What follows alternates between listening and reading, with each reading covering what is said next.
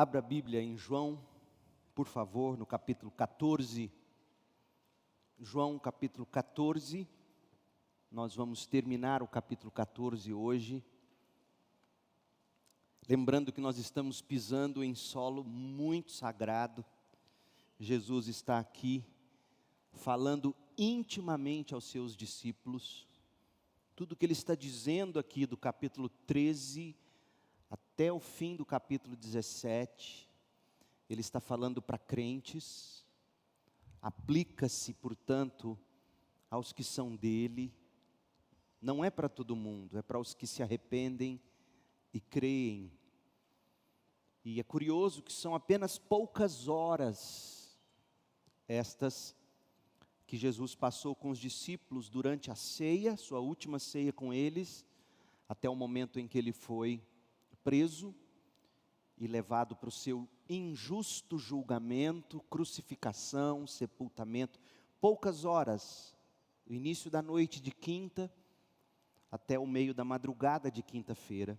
E nós temos aqui capítulos 13, 14, 15, 16 e 17. 5 capítulos de 21 no total, dedicados a estas poucas horas. Portanto, são palavras de extrema importância para os cristãos. E hoje à noite, nós vamos ver os frutos do Evangelho. João 14, de 25 a 31. Leia comigo. Acompanhe na sua Bíblia. Eu leio na nova versão transformadora, a NVT. Eu digo estas coisas enquanto ainda estou com vocês. Mas quando o Pai enviar o encorajador, o Espírito Santo, como meu representante, ele lhes ensinará todas as coisas e os fará lembrar tudo que eu lhes disse. Eu lhes deixo um presente, a minha plena paz. E essa paz que eu lhes dou é um presente que o mundo não pode dar. Portanto, não se aflijam nem tenham medo. Lembrem-se do que eu lhes disse, vou embora, mas voltarei para vocês. Se o seu amor por mim é real, vocês deveriam estar felizes, regozijantes, porque eu vou para o meu Pai, que é maior do que eu. Eu lhes disse estas coisas antes que aconteçam, para que quando acontecerem, vocês creiam. Não tenho muito tempo mais para falar com vocês, pois o governante deste mundo se aproxima. Satanás. Ele não tem poder algum sobre mim, mas farei o que o Pai requer de mim, para que o mundo saiba que eu amo o Pai. Levantem-se e vamos embora. Esta é a palavra do Senhor. Semana passada nós iniciamos o mergulho nesse texto. Nós vimos que Jesus está na última noite da vida dele na terra.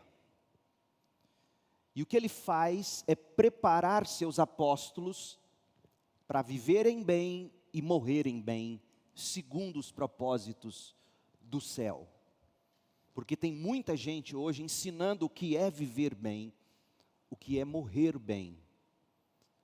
Fariam muito melhor essas pessoas se elas ouvissem o que Jesus tem a dizer sobre o significado de se viver e se viver bem e morrer bem. Como é que nós poderíamos descobrir isso? Lendo os evangelhos, lendo as cartas dos apóstolos. E nós entenderíamos da perspectiva bíblica o que significa viver e morrer bem. Pois bem, Jesus está aqui querendo que os seus apóstolos sejam capazes de levantarem dali, como nós vimos no último versículo, versículo 31. Ele quer que eles se levantem dali e quer que eles sejam capazes de irem e fazerem o que tem que ser feito. Cristo tomaria sobre si mesmo a cruz e ele quer que os seus discípulos também saibam como fazer o mesmo, como tomar a cruz, como negar a si mesmos, como seguir Jesus, como viver e morrer bem. E o Senhor sabia que os discípulos, para conseguirem levantar dali e ir, eles precisavam de paz, eles precisavam de alegria, eles precisavam de fé. Esse era o fardo que pesava no coração de Jesus, quando ele olhava para aqueles apóstolos aflitos. Certamente que Jesus os percebia atribulados, como dissemos semana passada, Jesus via os seus sorrisos amarelos e sabia que a fé deles estava esmorecendo. E portanto eles não conseguiriam se levantar dali e ir. E aí no verso 27, Jesus fala de paz. Eu lhes deixo um presente, a minha plena paz. E essa paz que eu lhes dou é um presente que o mundo não pode dar.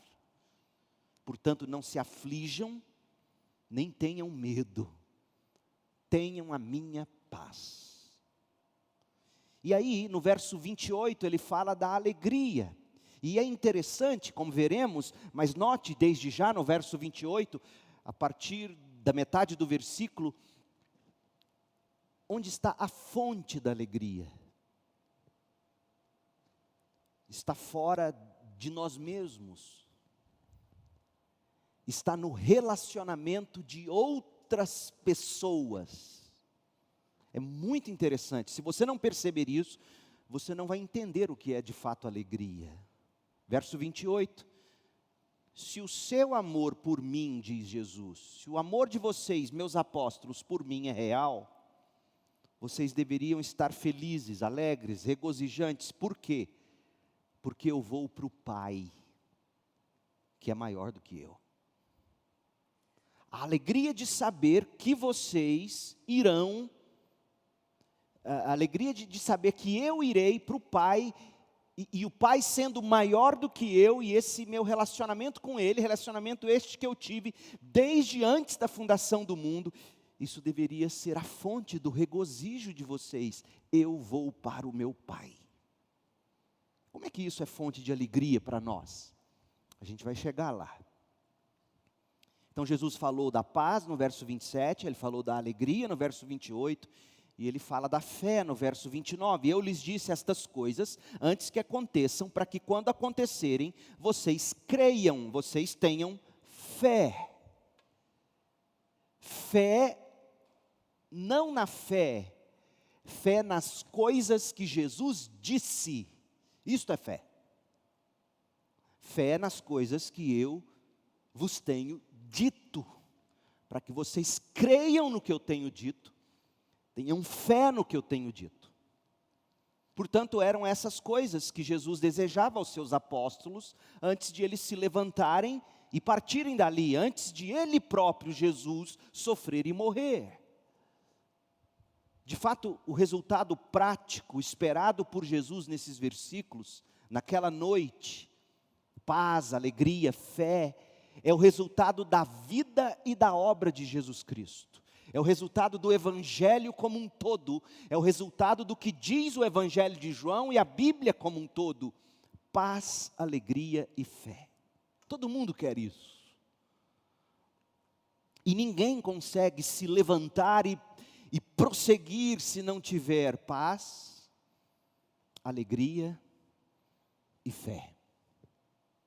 Conversem com os psicólogos, com os psiquiatras, com os especialistas e ouçam deles.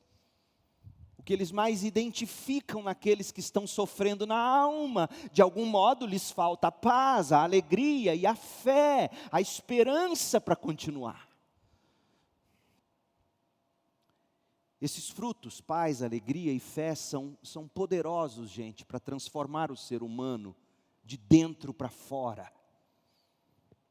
E desse modo são poderosos para transformarem também o mundo em suas crises estruturais e globais. Aliás, somente o Evangelho da cruz, do Cristo crucificado, como Paulo diz em 1 Coríntios 2:2, somente esse Evangelho que produz esses frutos é capaz de transformar o mundo. Somente esse Evangelho verdadeiramente penetrado no coração de uma adolescente, por exemplo, História que eu vi essa semana. O médico atendendo, o aluno de medicina atendendo, a menina chega com a mãe, já com algum tipo de, aparentemente, se eu entendi bem da conversa, doença venérea, e o atendente precisa perguntar, a pergunta óbvia: escuta, perdoe-me, mamãe, mas eu tenho que perguntar, mocinha, você já teve relação sexual? É a mãe: que isso? Ela canta no louvor da igreja. E a menina desesperada diz: tive. E aí o trabalho do médico é duplo: receitar para a menina e separar literalmente a mãe, que queria espancar a menina dentro do consultório. O que cura uma coisa dessas? O que faz uma adolescente buscar sexo antes do casamento e buscar de um modo que a expõe? Falta-lhe de algum modo paz, falta-lhe de algum modo alegria, falta-lhe de algum modo fé. E ela busca essas coisas todas, ou ele, os garotos também buscam essas coisas todas no corpo sarado, no sexo, na cama. E não entendem que estas coisas, no fim das contas, feitas do modo como elas não foram criadas para serem feitas, produzem muito mais agonia, e tristeza, e falta de paz, e vergonha, e culpa. O Evangelho da cruz, que produz paz, alegria e fé, creia, cura a doença venérea, erradica do planeta. O Evangelho, quando bem vivido, quando bem aplicado, quando bem crido, ele é poderoso para transformar as crises estruturais e globais mais profundas, da adolescente sem paz e alegria, em busca de sexo ilícito, as grandes roubalheiras dos grandes esquemas e as grandes tramóias das grandes potências e nações. E onde o Evangelho não conseguiu fazer isso, a culpa não foi do Evangelho, foi, primeiro, ou da falta dele, ou do exercício de um falso Evangelho. Porque o verdadeiro Evangelho, ele transforma. Ele transforma um Paulo de Tarso, perseguidor da igreja, no grande apóstolo aos gentios. Um Pedro totalmente impulsivo e capaz de cortar a cabeça de alguém em nome de Jesus, em um homem de paz. Ele transforma um filho do trovão, que era o nome que João tinha, o apelido dele, tamanha era a sua impulsividade, sua carnalidade, sua explosividade, sua falta de domínio próprio. João se torna o apóstolo do amor. Ora, esse é o fruto do Evangelho, da cruz. Paz, alegria e fé. Mas antes de descascar esses frutos, o Senhor se preocupou em definir o fundamento de todas as coisas relacionadas ao Evangelho. Jesus se preocupou em definir a Escritura Sagrada. E por isso ele diz, leia de novo comigo os versos 25 e 26. João 14. Eu digo estas coisas enquanto estou ainda com vocês, mas quando o Pai enviar o encorajador, o Espírito Santo, como meu representante, ele, o Espírito Santo, lhes ensinará todas as coisas e os fará lembrar tudo o que eu lhes disse. Foi isso que Jesus prometeu. O Pai e o Filho enviariam o Espírito Santo. O Espírito Santo traria à memória dos apóstolos tudo o que Deus Pai e Deus Filho desejam que a igreja e os crentes saibam ao longo dos séculos. Obviamente que não foi tudo que Deus e o Filho, Deus Pai e Deus Filho lembraram aos apóstolos, absolutamente não foi tudo, mas foi o necessário. o que Deus mesmo quer que a gente saiba está na Bíblia. O que implica, como já dissemos, que esses apóstolos tinham visto, eles tinham ouvido essas coisas das quais eles se lembraram, aquelas que eles escreveram. Eles foram testemunhas oculares. Jesus não prometeu criar novos eventos na cabeça deles, coisas que eles mesmos não tivessem experimentado. Jesus prometeu memória, não criatividade. Jesus prometeu interpretação correta, não ficção. Jesus prometeu ensinar. Ele, o encorajador, o Espírito, lhes ensinará todas as coisas, dará o sentido para aquelas coisas que vocês haverão de se lembrar. Veja, porque não basta você se lembrar do evento, você tem que saber dar o sentido ao evento, o sentido certo. Todos nós temos experiências com memórias do passado. E parte do trabalho dos psiquiatras, dos psicólogos, dos terapeutas, dos conselheiros, parte deles é pegar essas memórias e colocá-las da perspectiva certa. Porque memórias mal interpretadas produzem loucuras, para dizer o mínimo. E Jesus promete memória com a devida interpretação. Como é importante eu e você nos agarrarmos à Bíblia, para nos livrarmos literalmente de loucuras as mais absurdas. Deixa eu dizer para você, o melhor psicólogo é o maior dos teólogos. Não se faz psicologia correta sem teologia bíblica. Porque a Bíblia define o ser humano em sua essência, nos ajuda a descrevê-lo, a diagnosticá-lo, e tem inclusive e principalmente a cura. Mais do que Freud, conheça Paulo. Mais do que Jung, conheça Jesus. Conheça a sua Bíblia, saiba ouvir o irmão, a pessoa, à luz das Escrituras. Pega essas memórias, pega essas falas e dê o sentido bíblico. Meu Deus, eu estou fugindo do sermão. Mas é assim que se aconselha alguém. Então Jesus, ele diz, eu vou enviar o Espírito.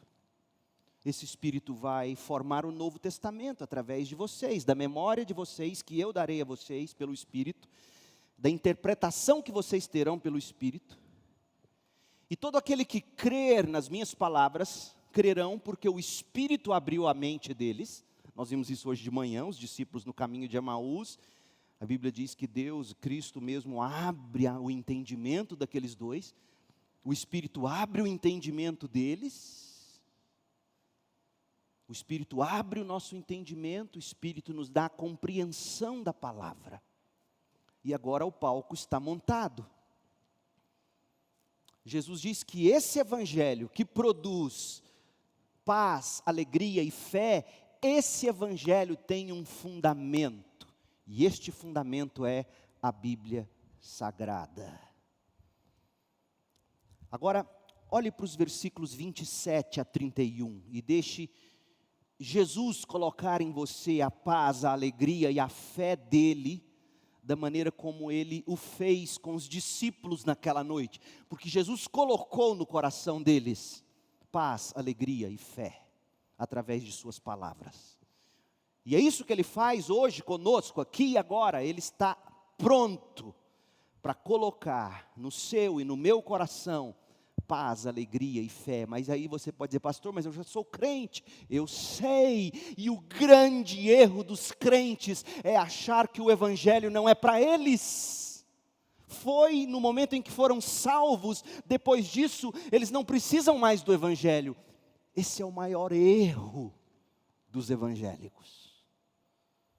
João, capítulo 21, o próprio João diz que esse evangelho foi escrito para que creiam, e crendo e continuando a crer a partir da leitura desse evangelho. Então é ouvindo de novo e de novo, pregando de novo e de novo o evangelho a nós mesmos, que pelo Evangelho, fundamentado na Bíblia, à luz da cruz de Cristo, que nós obtemos paz, alegria e fé, da maneira como Jesus mesmo deu aos seus discípulos naquela noite. Então vamos partir da base para o topo, do verso 31 para cima. Por quê? Porque o fim desse trecho, o fim dessa perícope, desse parágrafo, é o argumento, é o fundamento de tudo.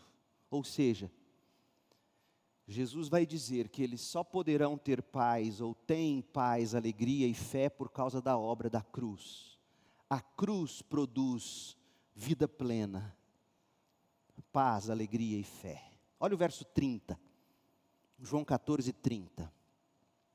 Eu não tenho muito tempo mais para falar com vocês. Jesus sabia que o relógio tic-tac, tic-tac, tic-tac. Judas se aproximava com os soldados romanos. Não tenho muito mais tempo para falar com vocês, pois... Aí ele traz o diabo para a conversa. Isso é muito importante você perceber. Pois o governante deste mundo se aproxima. Peraí, mas quem está vindo é Judas. Mas você se lembra de Lucas, do Evangelho, quando a Bíblia diz que o diabo entrou em Judas, perdão. O diabo está agindo por intermédio de Judas, e isso é absolutamente assustador. Quem foi Judas Iscariotes? Ninguém menos do que membro da diretoria dos apóstolos. Nada contra o Ed e o Rafael, mas Judas era o tesoureiro. Pelo contrário, eu sou muito abençoado pelos tesoureiros que nós temos. Então, por favor, não façam qualquer analogia, não há recados para o Ed nem para o Rafael. O que você precisa entender é que o diabo está usando alguém do círculo mais íntimo de Jesus. E este é um alerta. E eu não vou me delongar muito aqui, porque eu vou falar mais sobre isso quando a gente chegar no capítulo 15. De todos os apóstolos, talvez o que você menos desconfiaria seria de Judas Iscariotes. Ele não era impulsivo como Pedro, ele não era explosivo como João, ele era o mansinho tesoureiro.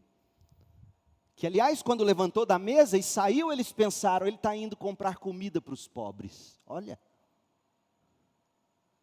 Mas é esse que ninguém acreditava que seria o traidor, que está literalmente possuído pelo governante deste mundo, o diabo.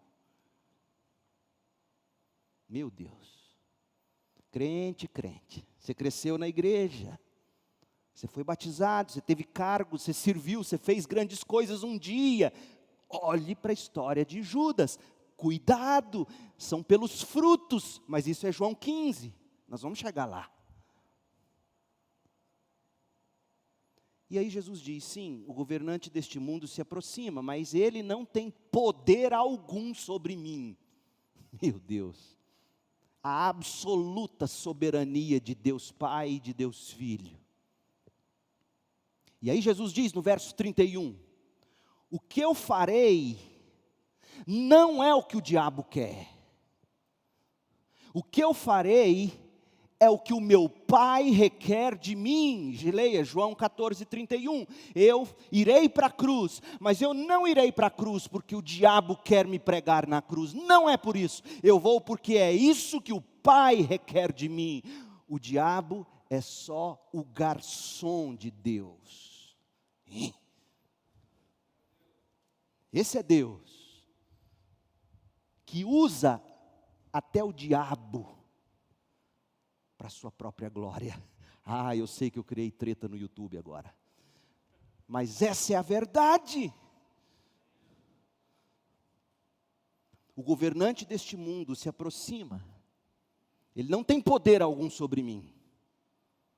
Eu farei o que o Pai requer de mim, para que o mundo saiba o quê? Que eu amo o Pai. Antes de Jesus me amar, Ele ama o Pai. E o amor de Jesus por mim e por você só se sustenta porque Ele ama o Pai acima de todas as coisas. E aí Jesus diz: levantem-se e vamos embora. Com essa consciência, levantem-se e vamos embora. Gente, eles estiveram sentados no cenáculo, sentados à mesa, desde o momento em que eles chegaram para a última ceia. E agora essas últimas palavras nos dizem que Jesus levanta da mesa. Então tudo que a gente vai ler e aprender a partir de João 15, verso 1, pare para pensar, Jesus está em pé. Sabe quando você levanta da comida assim, da mesa? E aí o anfitrião fala: pera mais um pouquinho. Aí fica todo mundo em pé. Escuta, é sério o que eu vou dizer. Todo mundo em pé ao redor da mesa. E Jesus falando. Você tem que ler a Bíblia prestando atenção, senão você perde muito. O Senhor diz em João 14:31, levantem-se e vamos embora. Com a intenção de que eles partam dali com o coração cheio de paz, cheio de alegria, cheio de fé. Jesus está aqui servindo a fé deles. Ele quer que eles vejam e creiam que o diabo, o governante deste mundo, é sim real. Ele age, ele é mau, inescrupuloso. Está ativo no mundo, o diabo. Jesus quer que a gente enxergue isso. O governante desse mundo se aproxima. Mas mais importante, no sentido mais crucial, apesar de ativo, o diabo é impotente. Isso que eu estou te dizendo destrói muitas das igrejas que se dizem evangélicas. Tá bom? Porque para elas se sustentarem, o diabo tem que ser tão poderoso quanto Deus. E aí eles vão viver a maior das heresias da era de Agostinho, o grande teólogo da igreja, o maniqueísmo, onde fica a força do mal e do bem. Aliás, Star Wars é baseado nisso. Vem para a força, como é que é? Vem para o lado bom da força, o lado mal, a força, o negro, o lado bem, o lado mal. Opa, não posso falar essas palavras. O lado... É como se Deus ficasse ali no cabo de guerra com o diabo. Jesus está dizendo, o diabo é real. Ele vem, ele vai me levar para a cruz, eu vou me entregar a ele, mas em última instância, não é a vontade dele que eu estou fazendo, é a do meu Pai. O diabo está ativo, mas ele é impotente. Jesus disse isso para Pilatos. Pilatos pergunta: escuta, fala, você sabe que eu tenho poder para te tirar dessa cruz. E Jesus diz: não, você tem sim poder. Mas quem te deu tal poder foi meu Pai. Então, se meu Pai quiser me tirar da cruz, não é você, meu Pai vai dizer a você: tira ele de lá. Enquanto isso, você está cumprindo a vontade de meu Pai. Crentes, se você entender isso, você para de ter medo dos videozinhos que mandam pela internet. Me mandaram um hoje, do ex-presidente Lula, dizendo que ele tem dom para ser pastor. Viram esse? Recente, parece. E ele criticando os pastores que falam com ira e com ódio na televisão, cobrando e prometendo mentiras. Tem razão nisso. E os crentes alvoroçados com medo. Lula vai perseguir a igreja. Deixa eu te contar uma coisa. Deus já teve que lidar com Paulo de Tarso. Quem é Lula? Saulo, Saulo, por que me persegues? Bum, cai no chão. Quem é Lula, gente? Acorda, povo de Deus. Vocês não têm ideia, não. Um bando de frouxo, que não conhece a Bíblia, não conhece a história. Se Deus usa o diabo em seu favor, Ele não vai usar o Lula? Ele não vai usar Paulo, ele não vai usar a mim. Estou me incluindo nisso, para ninguém sair dizendo que eu chamei o Lula de diabo, em nome de Jesus. Eu quero mais é que ele caia aos pés de Cristo e reconheça Jesus como seu único e suficiente Salvador. E quero ter a alegria de um dia abraçá-lo e a qualquer outro e dizer: meu irmão em Cristo. Isso é cristianismo. O governante deste mundo se aproxima. Ele está ativo, mas ele é impotente. Ele não tem poder algum sobre mim. Mas eu farei o que o Pai requer de mim, para que o mundo saiba que eu amo o Pai. Lucas 22:3 diz que o diabo havia entrado em Judas. Ele estava vindo ao encontro de Jesus para entregá-lo aos romanos, mas não era por isso que Jesus estava indo. Satanás não era decisivo naquele momento. Quem era decisivo naquele momento? Deixa eu te dizer uma coisa. O momento mais negro da história foi a crucificação de Jesus. A maior injustiça já cometida e jamais cometida foi a crucificação de Jesus, o Filho eterno de Deus. Pegue o pior abuso, pegue o pior dos crimes, e se você comparar isso ao que foi feito com Jesus, é nada comparado ao que Jesus se submeteu. E alguém pode então olhar para essa cena e pensar assim: quem é soberano nesse momento em que Cristo mais sofreu? O mal ou o amor? E Jesus responde aqui para nós. A cruz aconteceu por causa do amor do Filho pelo Pai. Ele não tem poder algum sobre mim, o diabo. Em outras palavras, a expressão grega quer dizer assim: ele não tem nada em mim, o diabo não tem nada em mim. Por que é importante você saber que Jesus literalmente disse: o governante deste mundo não tem nada em mim? Porque fica mais fácil e mais claro você dizer, Jesus estaria dizendo assim: o diabo não tem nada em mim para acusar. Porque é aí que o diabo entra. Sabe qual é o anzol do diabo na vida da gente? Nossos pecados. E aí ele nos culpa, e aí ele nos acusa, e aí ele nos escraviza. Conheço histórias, eu não posso contá-las, confidencialidade de gabinete pastoral, história de anos de escravidão ao pecado.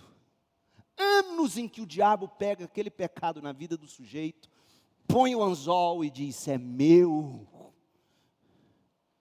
Anos. Quantos não são os casos? E Jesus diz assim: o diabo não tem lugar para pôr anzol em mim. A minha armadura da justiça é impenetrável, não há brechas, não há gretas, não há qualquer mínimo buraquinho onde ele possa enfiar o anzol e me fisgar. Ele não tem poder algum sobre mim. Crente, você quer viver livre do poder do diabo na sua vida? Seja santo. E diga como Jesus: o diabo não tem poder algum sobre mim. Mas eu continuo sendo pecador, ora, sim. Eu estou nas mãos de Jesus, pelo sangue de Jesus, e nada me arranca das mãos dele. E aí, em vez de ficar remoendo minhas culpas, meus complexos, meu sentimento de inferioridade, e o diabo adora essas coisas.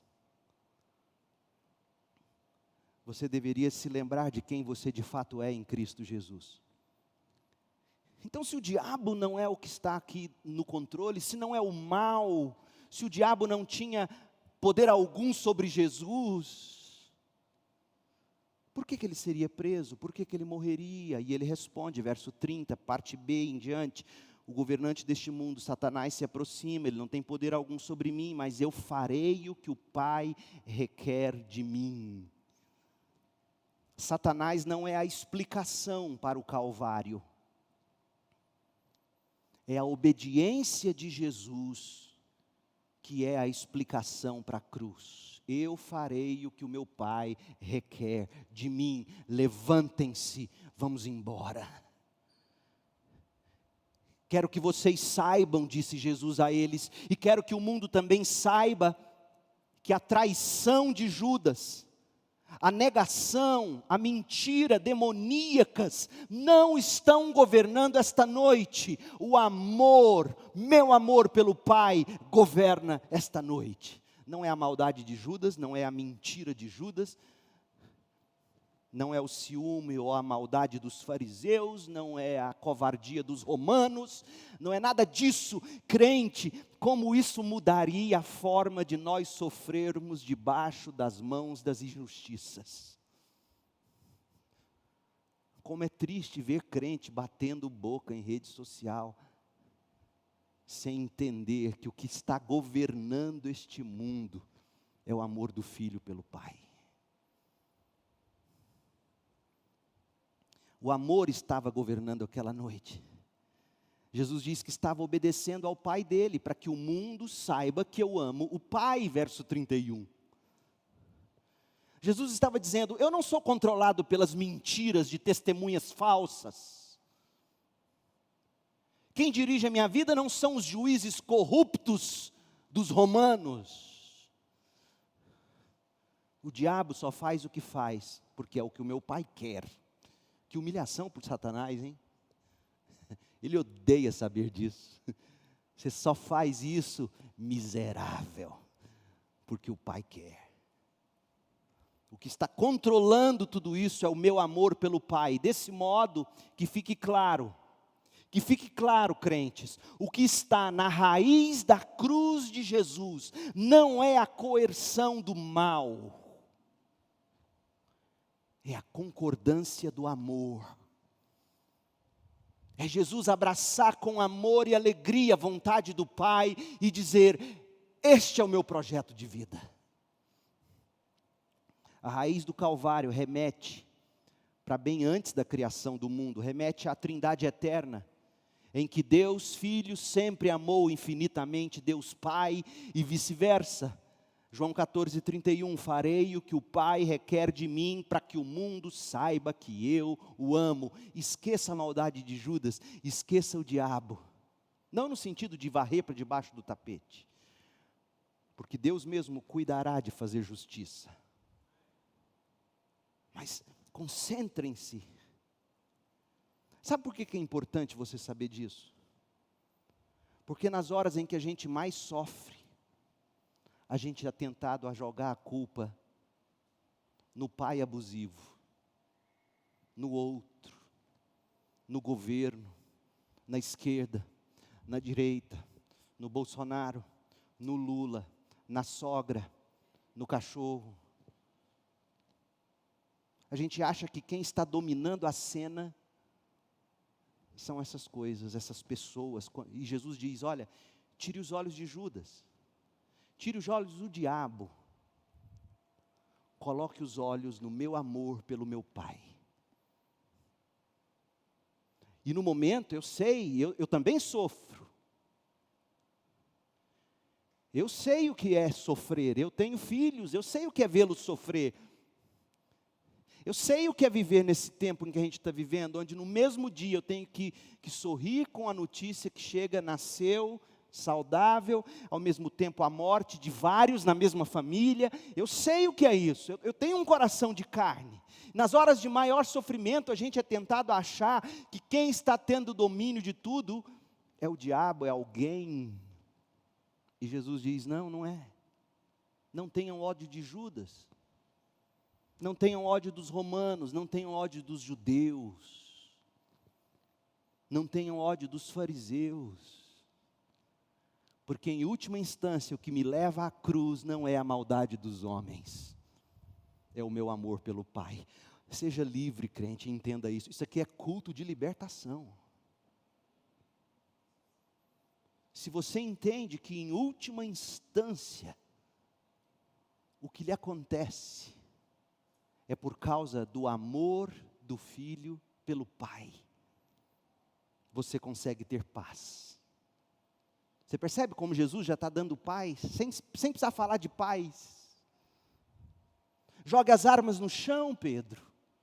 E Pedro não entendeu, porque vocês vão se lembrar, os soldados chegam para pegar Jesus, ele ainda está com a espada na mão, ele está que corta a orelha do coitado do soldado, que estava a serviço de Deus, não de Judas, não do diabo. Então esta é a base, esse é o fundamento de tudo que temos no Evangelho. O fundamento da paz, o fundamento da alegria, o fundamento da vida plena, o fundamento da fé salvadora, o fundamento é o amor do Filho pelo Pai e do Pai pelo Filho. Sabedores disso, nós estamos prontos para examinar fé no verso 29, alegria no verso 28 e paz no verso 27. E lembre-se, o fundamento para todos os três é que Satanás não é soberano. Na morte de Jesus, nem na sua vida. O erro médico não é soberano. O amor é soberano. O amor do Filho pelo Pai. Fé, João 14, 29. Nós estamos indo da base para o topo. Verso 30 e 31, a base, o amor do Filho pelo Pai. Verso 29, a fé. Eu lhes disse estas coisas antes que aconteçam, para que quando acontecerem, vocês creiam. Jesus já disse isso em João 13, 19.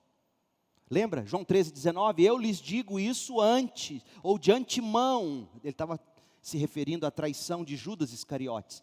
Eu lhes digo isso de antemão.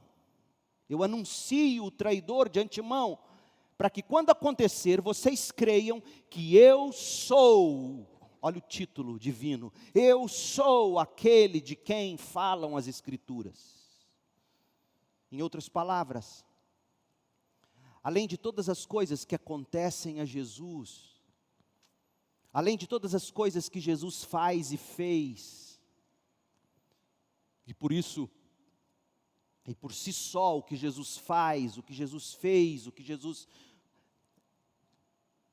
viveu, isso tudo em si já desperta em nós a fé, mas Jesus acrescenta algo mais aqui, ele acrescenta a palavra dele, a predição dele. Ele não apenas, Jesus não apenas experimentou coisas dolorosas, Jesus não apenas fez coisas gloriosas para despertar a nossa fé, mas Jesus soberanamente disse coisas que aconteceriam de antemão. E sabe o que isso significa?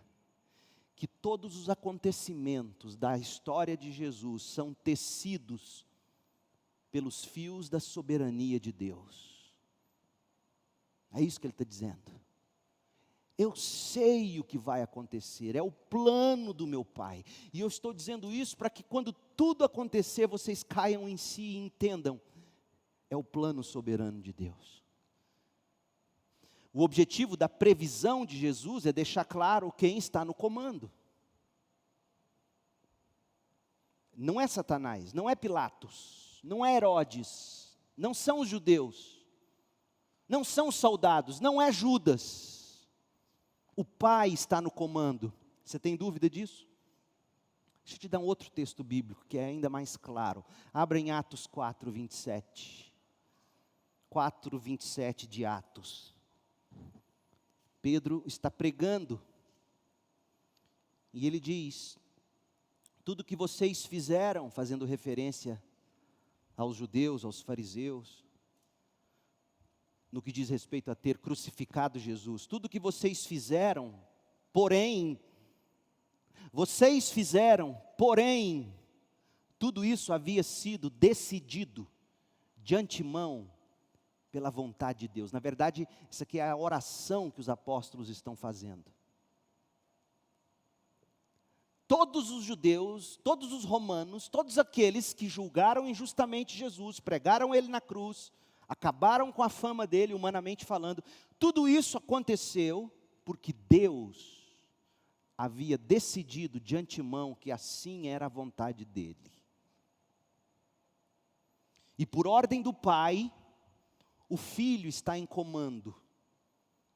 Se lembra? João 10, 18. Abra em João 10, 18. Para deixar claro onde está o diabo nessa história, onde está Herodes, onde está Pilatos, onde está Judas, onde estão os soldados. São todos garçons, porque Deus é o chefe dessa refeição.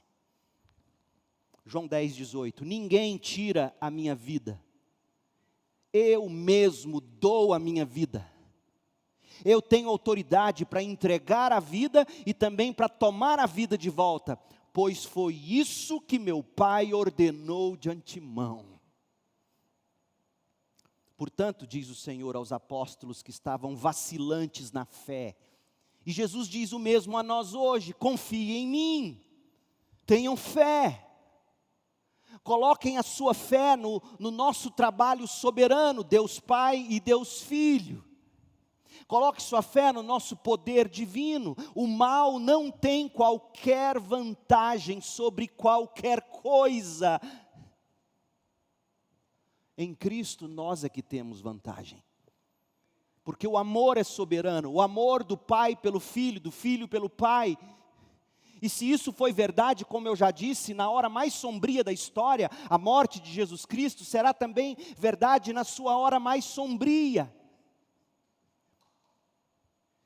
Em última instância, quem controla a sua vida não são neurotransmissores, não são hormônios, não são falhas médicas, não é a maldade dos homens. Em última instância, há um plano soberano para a sua vida, um plano totalmente fundamentado no amor do Filho pelo Pai, do Pai pelo Filho. E quando você entende isso, mesmo que relutantemente, mas quando você se entrega, isso significa fé. Veja, não é um salto no escuro. É a certeza de que o que está guiando esta história não é a maldade, não é o pecado, não são as tramóias. O que está governando esta história é a vontade do Pai. E Jesus tinha fé nisso. Foi isso que ele disse nos versos 30 e 31. O governante desta era, deste mundo, se aproxima, mas não é ele que está dirigindo o show, é meu Pai, e eu me submeto ao meu Pai pelo amor que eu tenho pelo meu Pai, e eu não me contento a me submeter ao amor que eu tenho pelo meu Pai, eu quero que o mundo saiba que eu amo o meu Pai. Essa era a fé de Jesus, e Ele quer que a gente tenha fé, nesse sentido, nas horas mais sombrias, e está aqui quem tem e luta contra o pânico. Quantas vezes, quantas noites, calafrio começa assim no braço, e eu testo, será que está me dando falta de ar, de pânico? Você acha que eu não sei o que é isso? Você acha que eu não tenho que dizer para minha alma o tempo todo, minha alma, quem tem o domínio sobre todas essas coisas é o Pai. Sossega a alma, sossega o coração, ó minha alma. É o amor do Filho pelo Pai, é a história de amor do Filho pelo Pai que está sendo desenhada na minha vida. E quando eu entendo isso, quando eu creio nisso, eu começo a desfrutar de alegria e de paz. Por isso que a gente tem que vir de baixo para cima no texto. Porque a gente é tentado a ler esse texto, a partir do verso 25, e achar que a paz vem em paz. Não, paz é fruto do saber que quem manda no show é o amor do Filho pelo Pai. E aí eu creio nisso. Isso me dá alegria, verso 29. Isso me dá paz, verso 28. A paz do crente, a alegria do crente, florescem da fé do crente no amor do Filho pelo Pai. Alegria. João 14, 28. Lembrem-se do que eu lhes disse. Eu vou embora, mas eu voltarei para vocês. Se o seu amor por mim é real, vocês deveriam estar felizes, regozijantes, alegres, porque eu vou para o Pai, que é maior que eu. Esse é o argumento de Jesus, o Pai é maior que eu. Como assim? Os dois não são Deus? Sim, os dois são Deus. O que Jesus estaria dizendo quando ele diz, eu vou para aquele que é maior do que eu? Primeiro, o Pai, durante a encarnação do Filho, enquanto o Filho esteve aqui conosco, entre nós, o Pai é maior e mais exaltado em glória, porque Jesus, quando assume a forma humana, Jesus se humilha, ele se torna servo, nesse sentido, no sentido de se humilhar e tornar servo, e de sofrer. Veja que não é em essência que ele é menor que o Pai. Mas o Pai é o soberano do universo, em glória.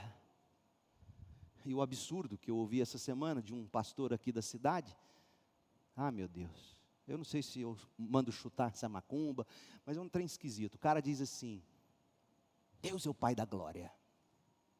Está aí um bom nome para você pôr na sua filha, Glória, Pai da glória.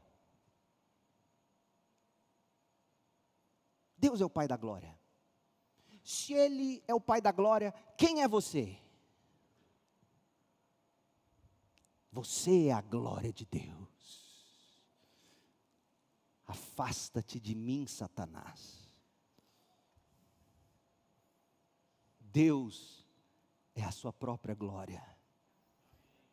Deus é glorioso.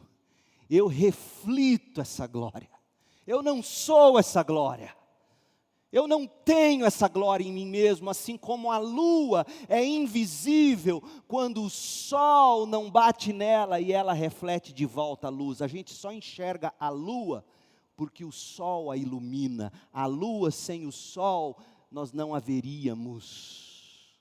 Deus é o sol, nós somos a lua. Então, o filho é menor do que o pai, nesse sentido, porque ele assumiu a forma de servo. Mas há um outro sentido: desde toda a eternidade, o pai tem sido aquele que gera o filho, aquele que eternamente apresenta a si mesmo. Deus Pai, quando pensa em si mesmo, e é isso que significa gerar o filho, não é que o filho nasceu, o filho sempre existiu, Deus sempre existiu, e Deus sempre pensou em si mesmo, e quando ele pensa em si mesmo, ele enxerga o filho é a expressão exata do seu ser. Hebreus 1, verso 3. O filho é o resplendor completo da glória de Deus. O filho é quando o pai vê a si mesmo. E o amor que flui desses dois é o Espírito. É tão real, é tão concreto, é tão absoluto, que se personifica. Pai, Filho, Espírito Santo. Não sou eu que digo isso. Estou longe, eu queria ter a cabeça desses homens que chegaram a essas conclusões lendo a Bíblia. Isso vem de Jonathan Edwards. Uma vez que o pai tem essa relação com o filho, Jesus diz: vocês devem se alegrar quando me virem retornar para essa experiência mais imediata da glória do Pai. Em outras palavras, a alegria de Jesus de voltar para perto do Pai deveria ser a alegria dos seus discípulos. Agora veja, é agora que é o pulo do gato. Se você acha que está abstrato demais, deixa eu te lembrar. Por que é importante a alegria de Jesus na presença do Pai? E por que a alegria de Jesus no Pai tem que ser a nossa alegria? Sabe por quê, gente? Porque Hebreus, capítulo 12, versículo 2 nos diz que foi por causa da alegria que o esperava que ele suportou a vergonha da cruz. O amor dele por nós apenas não o sustentaria. Então não se glorie no fato, eu sou amado por Deus. Não. É, mas não é. Só o amor de Deus por mim e por você não sustentaria ele na cruz. O que o sustentou na cruz foi a alegria de saber que ele estava indo para o Pai. Hebreus 12, 2 tem que ser lido à luz de João 14, quando Jesus diz: vocês têm que se alegrar quando eu digo que eu vou para o meu Pai, que é maior do que eu. É um Deus alegre em si mesmo. Um Deus apaixonado em sua glória, que faz com que ele suporte a vergonha, o desprezo, a humilhação, a dor, o pecado que não é dele. Ele regozijante nisso. E por que o Pai fez isso? Para o louvor da sua gloriosa graça. Ele nos amou. Mas só foi possível Ele nos amar, porque antes Ele ama revelar a sua glória. Não ache que é heresia dizer que nós temos um Deus exibido. Deus é exibido. E que bom que Ele é exibido. E Ele tem que ser exibido. Do mesmo modo que a minha mulher tem que se exibir para mim em horas. E eu para ela. Eu tenho que chegar de um jeito, eu sei chegar, pergunta para ela. Eu tenho que chegar de um jeito que ela fala, é o meu. E a gente dá aqueles abraços na cozinha. Os meninos estão aí, deixa. Opa, chega. Qual é o pecado de eu me exibir para minha mulher? Se eu não me exibo para ela, eu não a amo. Se Deus não se exibisse para nós, que Deus é esse? Que esconde de nós aquilo que há de mais maravilhoso, a beleza dEle, o encanto dEle, a glória dEle.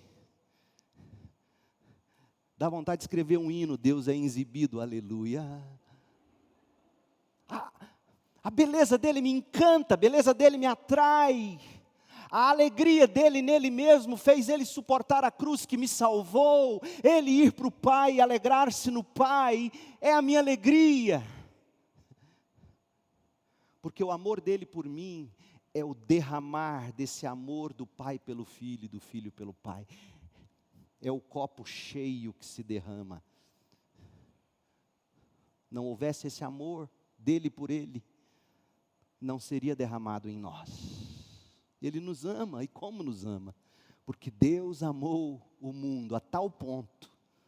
É assim que você tem que entender João 3,16. A gente é capaz de pegar João 3,16 e transformá-lo em algo absolutamente centrado no homem, antropocêntrico. Deus me amou, Ele deu o Filho dEle por mim. Mas não é isso que João está dizendo. Deus nos amou de um tal modo, absolutamente gigantesco é o amor de Deus, que Ele deu o Filho dEle por pessoas como eu e você. A glória dEle é absolutamente divina, literalmente. Então, fé de que quem governa tudo isso é Deus, tudo está acontecendo de acordo com o amor do Filho pelo Pai, do Pai pelo Filho, a alegria que brota da alegria que Pai, Filho e Espírito Santo gozam entre si e derramam no nosso coração, porque é absolutamente encantador quando você vê pessoas se alegrando. A gente porque é tão pecador, que quando a gente vê alguém alegre, a gente põe defeito.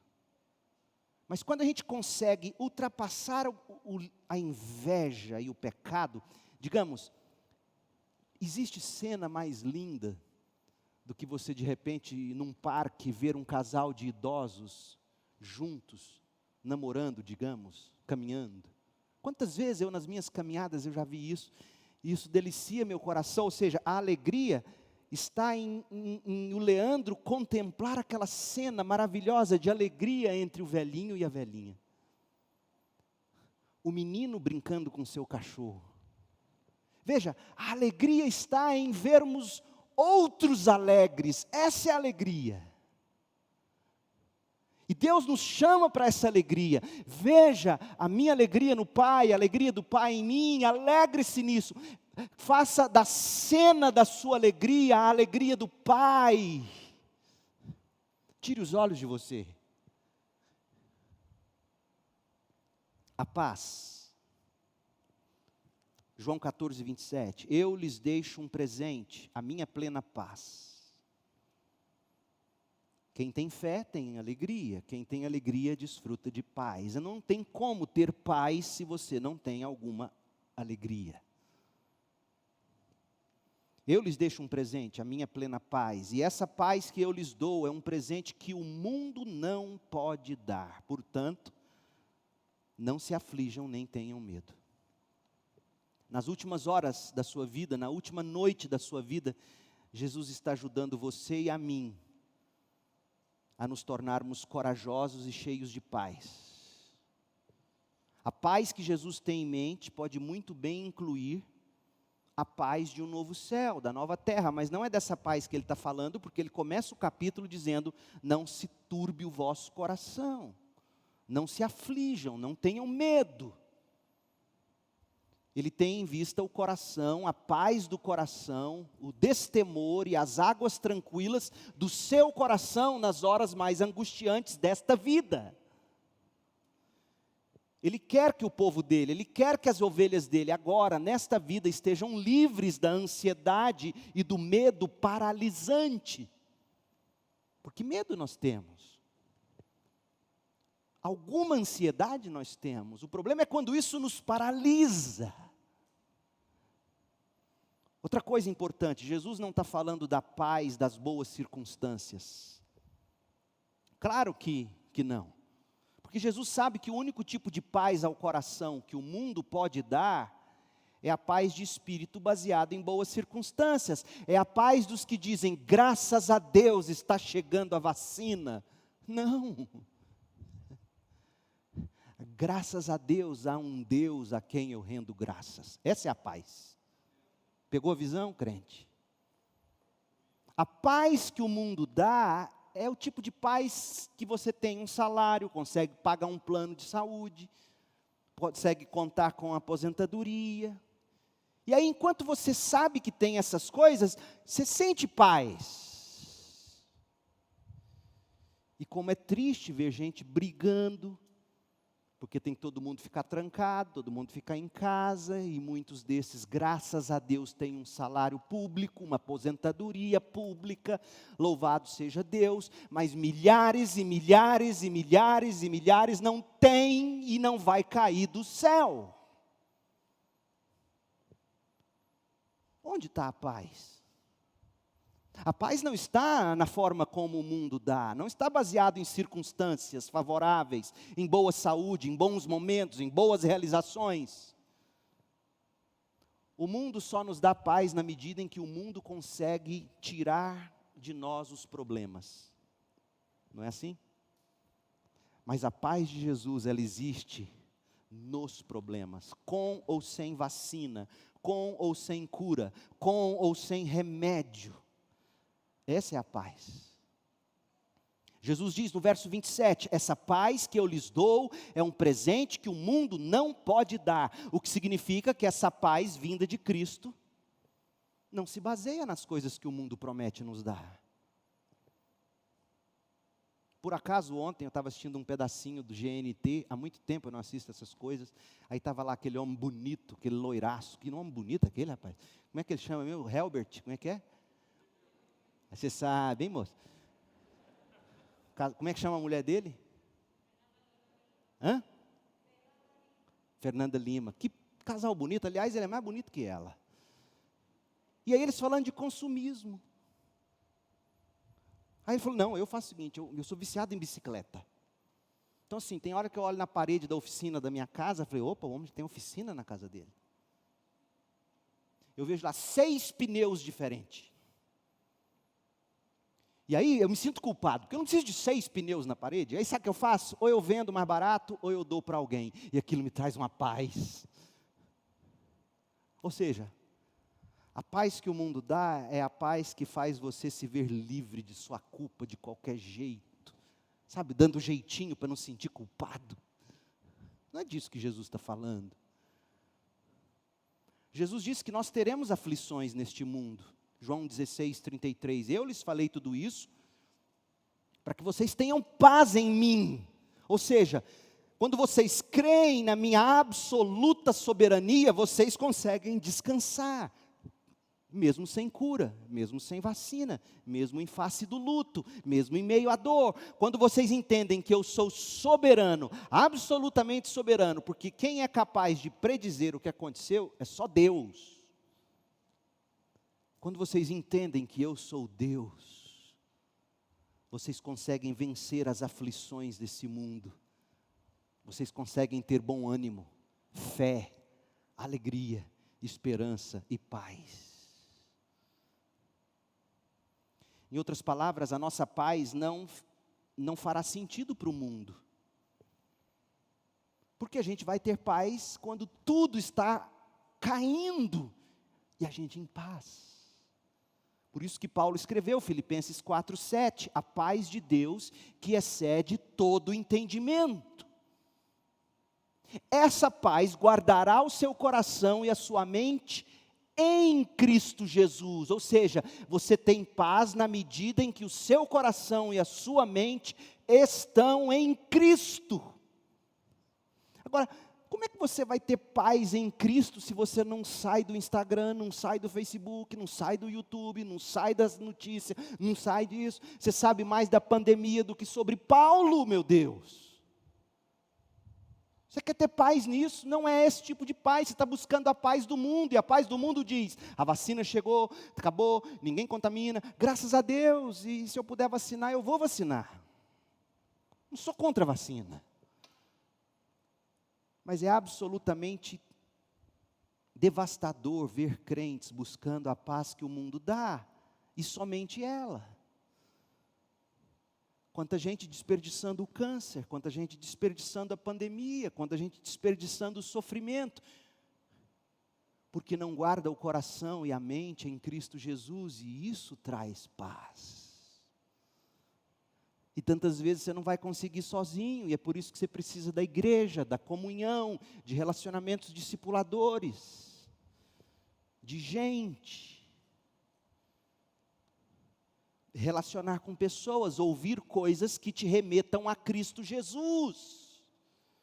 E não para a última notícia da pandemia, ou do governo, ou da oposição. A razão final é que não se trata da paz humana, é a paz de Deus. A paz entre Jesus e o Pai. João 14:27, eu lhes deixo um presente, a minha paz. Jesus não vai criar uma paz para você, Ele vai te dar a dele. Isso em si já é milagre. É a paz de alguém, e você sabe o que é isso? Se você é pai e mãe, você sabe o que é isso. Às vezes só de você chegar perto do filho e ele poder deitar no seu colo, você é paz para ele. Não é o que você diz. Não adianta você gritar lá do seu quarto, dorme menino, pode dormir, está tudo em paz. Não, ele quer que você chegue lá, e quando você chega, ou ele deita na sua cama com você é a paz dele. Jesus te chama para o cantinho com ele. Veja, é tudo fruto de relacionamento com Jesus. E aí você olha e fala, Jesus, como assim sua paz? Você está em paz num momento como esse? Estou. Como e por quê? Porque quem reina é meu Pai. Quem é absolutamente soberano é o meu amor pelo meu Pai. A alegria de saber que eu vou para o meu Pai. Crer nas palavras do meu Pai. A alegria de saber que eu vou para o meu Pai. Isso me traz paz, e é essa paz que eu quero que vocês tenham. Jesus é chique demais.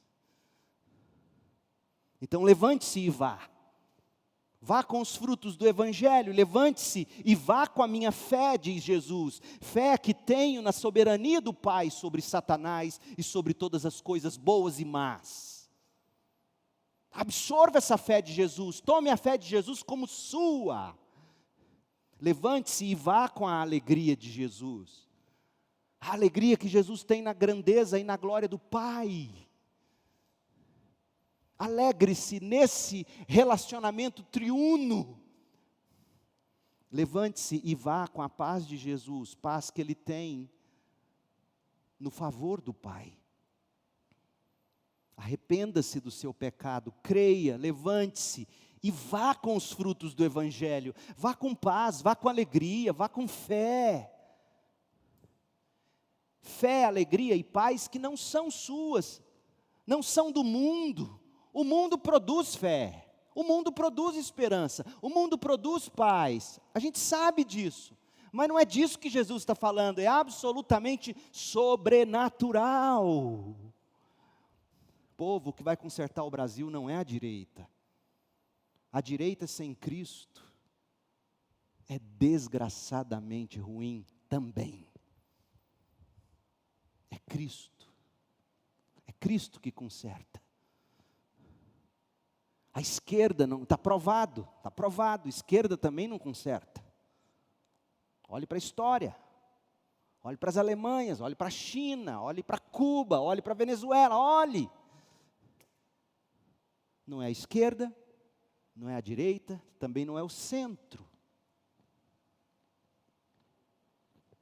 O que vai salvar o mundo é Cristo. E quando a gente entende isso, que não é a esquerda que está no comando, como Olavo de Carvalho está, né?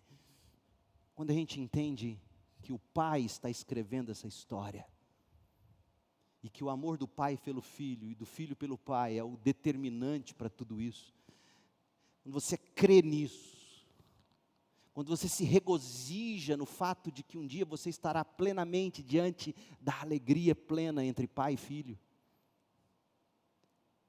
você tem paz. E sabe qual é o fruto natural? Você para de xingar a direita ou a esquerda. E você começa a olhar para eles como pessoas que precisam de Jesus Cristo. Tanto quanto eu um dia precisei. Absolutamente bêbado e drogado dentro de uma igreja pentecostal em Edéia. E o camarada levanta e começa a pregar e dizer que todos nós éramos pecadores, e aquilo foi sarando minha embriaguez, foi trazendo a minha lucidez, um milagre. E eu entendi, não é a bebida, não é a cocaína, não é o sexo, não é o diploma, é Jesus que eu preciso. Ele é a minha paz, Ele é a minha alegria, Ele é o conteúdo da minha fé. E naquela mesma semana eu entendi que Jesus queria que eu ensinasse a Bíblia. E aí aquele que nunca tinha lido nem um gibi de capa a capa, na primeira semana de crente, leu o Novo Testamento inteiro. E um dia minha mãe entra no meu quarto e eu lá lendo a Bíblia, tinha varado a noite lendo a Bíblia. Quantas vezes eu cheguei bêbado, e ela dava risada e mandava eu deitar no carpete. Naquele dia, eu lendo a Bíblia, ela falou: "Você ficou louco?" Eu entendi, tem uma batalha acontecendo aqui. Ô meu povo, vamos confiar no plano soberano de Deus, vamos descansar no amor do Filho pelo Pai, vamos nos alegrar na alegria do Filho pelo Pai e vice-versa, e vamos ter paz, e vamos fazer discípulos, vamos pregar Jesus. Encontre alguém essa semana, e fala: "Eu quero ler com você o sermão que o meu pastor pregou domingo." Você não precisa ter nada na ponta da língua, vai estar o PDF no site da igreja. Senta com alguém, isso vai alimentar seu coração. Se não quiser sentar, faz pelo Zoom, entra no Zoom, vídeo chamada, tá? Virou moda, faz uma live privada. Fale de Jesus, saia de si e vá para o Evangelho. Levante-se e vá com os frutos do Evangelho. É isso que Jesus queria que os discípulos fizessem naquela noite mais tenebrosa da vida deles. Oremos. Deus querido, meu papel não é alimentar a multidão, é trazer meus 5 pães e 2 peixinhos, e aqui eles foram postos. Que o Senhor mesmo faça o milagre da multiplicação e aplique esta palavra ao coração de cada um dos que me ouvem. Dá-nos fé, Dá-nos a fé de Jesus. Dá-nos a alegria de Jesus. Dá-nos a paz de Jesus.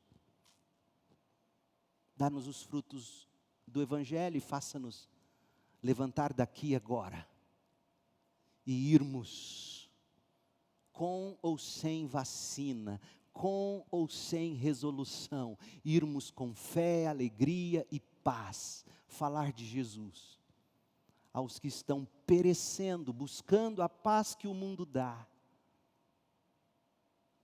mas que é tão passageira. Ó Deus, faça de nós esse tipo de gente, para que o mundo saiba que nós amamos Jesus, que nós amamos o Pai, que nós temos o Espírito, que nós somos um povo diferente, porque Jesus vive em nós. Nós oramos em nome de Jesus.